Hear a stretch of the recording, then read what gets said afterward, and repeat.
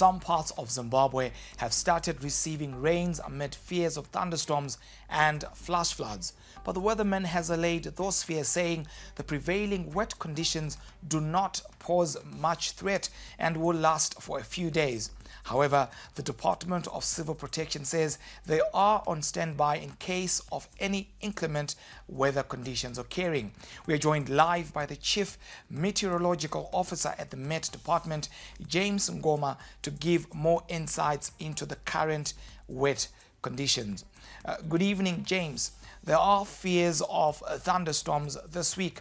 How serious are the threats, and are there any material to put across that way?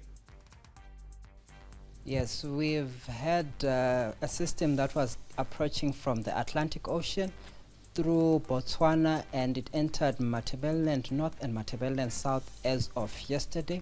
It gave us a few showers over areas such as Plumtree into Matopos. Then a few heavier rains, about 40 millimeters, were experienced in Midlands.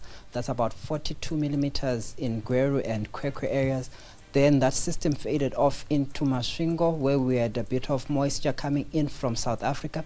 This was rather cooler in nature and cooled down much of the atmosphere. These are the cloudy conditions that we experienced over much of the country. And because of this cooling effect, there is no chance of thunderstorms occurring. It's much reduced because of the cooling conditions that are over the atmosphere currently.